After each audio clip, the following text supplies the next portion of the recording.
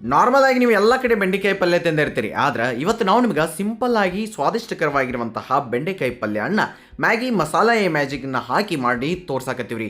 ಇದೊಂದು ಸಿಂಪಲ್ ಆಗಿರ್ತತಿ, ಅಷ್ಟ ಜಬರ್ದಸ್ತ್ ಆಗಿರ್ತತಿ.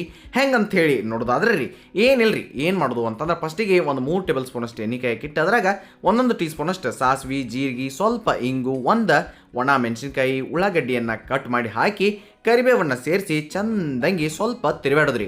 ಮುಂದಕ್ಕೊಂದು 2 ಹಸಿಮೆಣಸಿನ್ಕಾಯಿಯನ್ನು ಹಂಗೆ ಹಾಕಿ ಅದನ್ನು ಮಿಕ್ಸ್ ಕೊಟ್ಟಾದ್ಮೇಲೆ ಒಂದು ಸ್ವಲ್ಪ ಶುಂಠಿ ಬೆಳ್ಳುಳ್ಳಿ ಪೇಸ್ಟನ್ನು ಹಾಕಿ ಕೆಂಪು ಖಾರದ ಪುಡಿ ನಿಮಗೆ ಎಷ್ಟು ಬೇಕೋ ನೋಡ್ಕೊಂಡಷ್ಟ, ಹಾಗೆ ಸ್ವಲ್ಪ ಅರಿಶಿನ ಪುಡಿ, ಧನಿಯಾ ಪೌಡ್ರನ್ನು ಹಾಕಿದ್ರಿ, ರುಚಿಗೆ ತಕ್ಕಷ್ಟು ಉಪ್ಪನ್ನು ಹಾಕಿ ಚೆನ್ನಾಗಿ ಮಿಕ್ಸ್ ಕೊಟ್ಟಾದ್ಮೇಲೆ 1 ಟೊಮ್ಯಾಟೋವನ್ನು ರುಬ್ಬಿ ಹಾಕಿರಿ, ಅಂದ್ರೆ ಪ್ಯೂರಿ ಹಾಕಿರಿ. ಅದಾದ ನಂತರ ಕಟ್ ಮಾಡ್ಕೊಂಡಿರೋಂತಹ ಬೆಂಡೆಕಾಯಿಗಳನ್ನ ಹತ್ರ ಹಾಕಿ ಚಂದಂಗಿ ಒಮ್ಮೆ ಅದನ್ನು ಪದ್ದಸರಿಯಾಗಿ ಮಿಕ್ಸ್ ಕೊಟ್ಟ ಮ್ಯಾಲೆ ಏನ್ರಿ ಮುಚ್ಚ್ರಿ.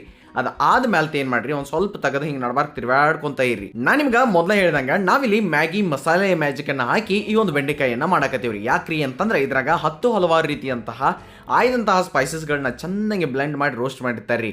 ಇದನ್ನು ನೀವು ಇವಾಗ ಬೆಂಡೆಕಾಯಿ ಪಲ್ಯ ರೆಡಿ ಹಾಕಿ 2 ನಿಮಿಷಕ್ಕಿಂತ ಮೊದಲು ಅಷ್ಟ ಹಾಕಿದ್ರೆ ಸಾಕ್ರಿ, ಭಾಳ ಮಸ್ತ್ ಆಗಿರುವಂತಹ ಸ್ವಾದ ಬರ್ತೈತಿ. ಲಾಸ್ಟಿಗೆ ಒಂದು ಕೊತ್ತಂಬರಿ ಸೊಪ್ಪು ಹಾಕಿ ಬೆಂಡೆಕಾಯಿಯನ್ನು ಮಿಕ್ಸ್ ಕೊಟ್ರಿ ಅಂತಂದ್ರೆ ಅತಿ ಸುಲಭವಾಗಿ ಅತಿ ಸ್ವಾದಿಷ್ಟಕರವಾದಂತಹ ಒಂದು ಪಲ್ಯ ತಯಾರಾಗ್ತೈತೆ. ಅದಷ್ಟೇ ಅಲ್ಲದೆ ನಾವಿದನ್ನು ದಿನನಿತ್ಯ ಮಾಡುವಂತಹ ಎಲ್ಲ ಪಲ್ಯಗಳಿಗೂ 1 ಶಾಷೆಯನ್ನು ಯೂಸ್ ಮಾಡಿದರೆ ಸಾಕ್ರಿ, ಮಸ್ತ್ ಆಗಿರುವಂತಹ ಸ್ವಾದ ಬರ್ತೈತಿ. ಹಂಗಾದ್ರೆ ತಪ್ಪಲಾರ್ದ ಟ್ರೈ ಮಾಡಿ.